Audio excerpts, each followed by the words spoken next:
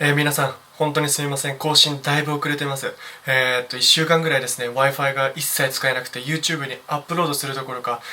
見ることすらできませんでした。でもね、今、Wi-Fi 復活したので、これからどんどんムービー、動画上げていこうかと思いますので、ぜひとも、見てください。お願いします。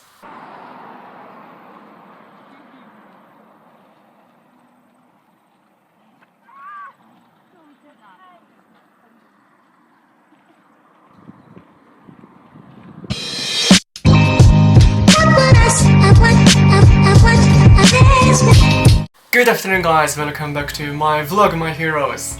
皆さんこんにちは。ですね、今日はですね、前回のブログに続き、僕がニュージーランドにいた時のお話をしようかと思います。もしね、前回のブログ見てないよっていう人がいたらね、この説明欄に貼っておくので、ぜひとも最初から見ていただきたいなと思います。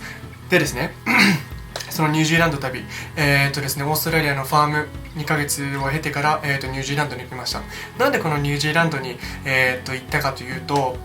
もう本当に日本にいる時から本当にそのニュージーランドってすごい興味があって、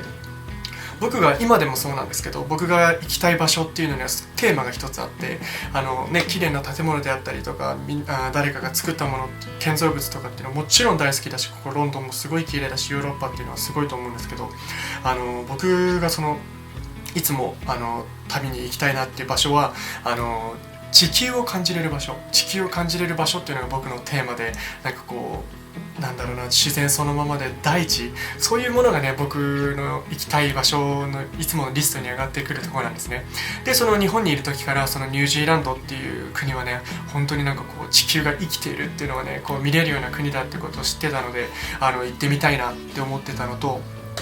その22歳の時オーストラリア行って、その時にニュージーランド行った時が僕にとって一人旅っていうのが初めてだったんですね。なんかこう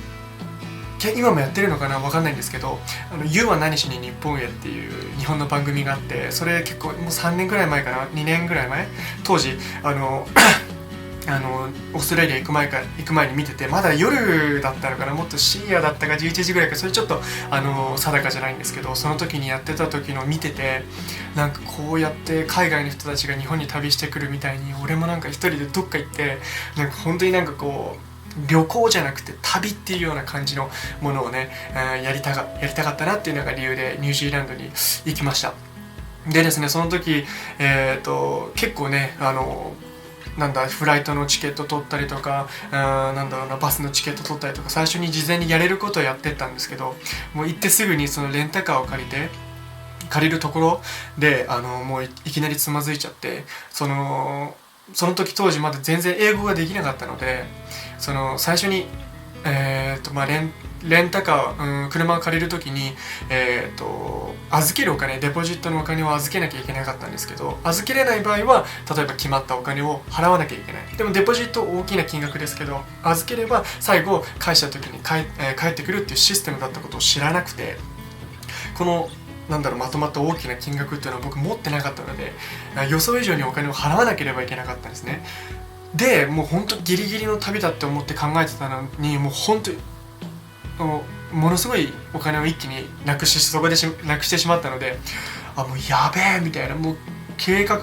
してたのと全然違う方に行ってっちゃって、だけどね、もうなんとかもうやるしかねえと、1ヶ月くらいのスパンで考えてたので、もう行くしかねえと。帰りのチケットはもう取ってやったし、ニュージーランドからオーストラリアにまた戻るんですけど、最終的にだけどそのチケットも取ってやったので、もうやるしかねえと、それで、ニュージーランド旅が始まりました。まずね、その最初に、行った場所っていうのがこの、写真出るかな、この場所なんですけど、なんかこう大きなね樹木、すごいもう何百年と、かけて育った、樹木があるとこなんですけど、でそこでね、川で泳ごうと思って、なんか夏だったら2月かな、2月に行ったので、ニュージーランドは南半球なので1月2月12月1月2月ぐらいが夏になるんですね。なのでもう汗もかいちゃったし、車中泊だったのでシャワーとか浴びれないと、キャンプ場とかに行くお金とかも全然なかったので、もう本当にシャワーが浴びれない。じゃあどうしようかって考えた時に、よし川に行こうと思って川に行って行ったんです。でそしたらこの写真もう一枚、そうこの子たち多分マオリって原住民の子たちなんですけど、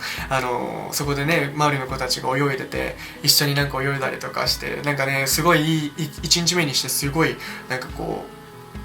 いい旅が始まったなという感じで、最初のレンタカーの件はちょっとやべえって思ったけど、原住民のねその子たちに会えたのはすごい良かったなと。でニュージーランドにはこんな綺麗な海もあって、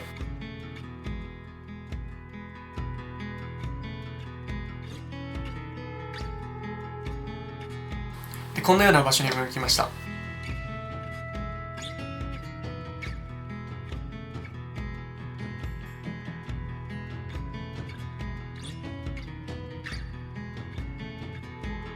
これはですねすいませんロード・オブ・ザ・リングってご存知ですかね、皆さん知ってるか。ロード・オブ・ザ・リングに出てくるホビットっていう村なんですね。これが本当にニュージーランドでセットが作られてて、本当に実在じゃねえな、映画のために作られた場所でね、そこにも行ってね、一人で行って、ホビットの、村っていうのを見てきました。本当にねこいつ全部がちっちゃくて、実際にその、映画に出てくるパブみたいなところでお酒も飲めるんですけど、僕は車だったのでお酒は飲まなかったんですけど、本当にねいい経験しました。で、ニュージーランドっていうのは北島と南島というのがあって、やっぱ南の方が、人も少なければ、本当になんかこう、世界遺産もすごい良くて、本当にもっと大地っていう感じなんですね。で僕が行ったこの湖、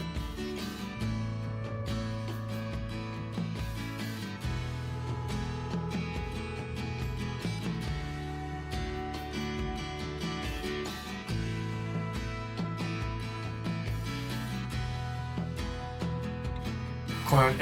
ュージーランドには本当に、山であったり湖であったりっていうのが本当にいっぱいあって、なんか僕は長野県出身っていうのもあるのかどうか、やっぱり海も当然好きなんですけど、やっぱり山とか川とかそういう方が好きなんですね。なんでニュージーランドを見た時になんかこう、長野にいるような感覚っていうのがねこうあってね、すごいニュージーランド大好きなんですね。で、こういうような氷が行ったりとか、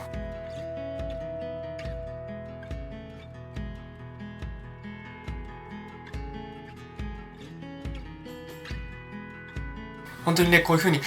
ュージーランドっていうのは500万人ぐらいしか、450万人ぐらいか人口がいないので、ね、日本と同じようなぐらいの面積なのにそんだけしか住んでいないと、本当になんかこうそのままの自然大地が生きてるっていうような感じの国なんです。なので本当に大好きで、夏に、行くとこれも本当にね感動して印象的だったのが、そこら中のね国からねバックパッカーたちが集まってきてて、例えば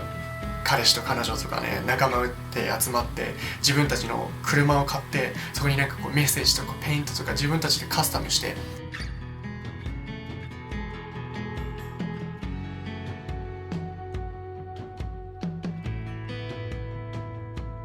それでその車で一周するんですね。なんかそこら中にキャンプ場とかそういうところがあって、本当にめちゃめちゃかっこよくて、僕は一人だったのでなんかこう本気で楽しめなかったね、お金もなかったので本気で楽しめなかったんですけど、その時に見てたそういうなんだろうな、自分たちの国旗立ててなんかこう本当になんか楽しんでるのを見てて、俺も絶対いつかやりてえと、本当にねまたいつか絶対行くって決めてて、将来できたね僕もいつかね結婚してね自分の奥さんとか持ったらね、そう新婚旅行じゃないけどそういう時に絶対ニュージーランドに、行きたいなともう決まってるんですね。本当にねそれぐらいニュージーランドっていうのはおすすめだし、ぜひとも行ってもらいたいし、本当に素晴らしいところです。とこんな感じでね、ニュージーランドを紹介させて、ニュージーランドの旅、紹介させていただきました。もしね本当にもっともっと写真とかもいっぱい撮ってるし、もっともっといろんな思い出があるんですけど、ちょっとね話しきれないので、もし本当に興味ある方は僕にメッセージくれたりコメントでも何でもいいので、やってください。それでその後にですね、僕はまたそのニュージーランドの旅を終えてからオーストラリアに戻るんです。でオーストラリアに戻って、次はですね、僕は最初ブリスベンに住んでました。ブリスベンという街からニュージーランドを、旅しました。その後にメルボルンっていう、都市に行きます。このメルボルンっていう都市は、シドニーの次の第2の都市で、本当なんかこうヨーロッパのような街並みというか、天気もねヨーロッパに似ているというか、本当になんかこうヨーロッパヨーロッパのような、とこなんですけど、僕はここにまた、半年ぐらいかな、住み始めます。最初はね家だったりだとか、お金もそれこそ本当に全部使い果たしちゃったし、もう何にもない状態で行っちゃって、もうメルボルンもちろんその前は行ったことなかったし、本当大丈夫かなとか思ったんですけど、それもねなんかこう、今もここにいますけど、なんかこうもっともっとなんかこう若い時の力というか、これこそ旅だじゃないけど、何も見えない方がなんか逆に刺激的で、なんとかこうねメルボルンに行ったわけです。でなんとかその家決めたりとか、仕事もスーパーマーケットなんですけど、働いて、そこでねなんかこう普通の生活というんですかね、こう仕事に行って、休日はなんかこうスケボーしてみたりとか、なんかどっか行ってみたりとかして、そういう生活を続けて、でそのスーパーマーケットっていうのはね本当に、もちろんねオーストラリア人がいっぱい来るんですけど、オーストラリアの方って本当にねこうなんだろう、フレンドリーで、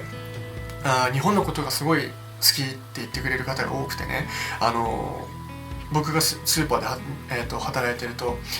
俺あそこに行ったことは、日本のあそこ行ったことあるよ、日本のあれ美味しいよね、日本のあそこ知ってるよ、あそこ良かったよとかって言ってくれるんですけど、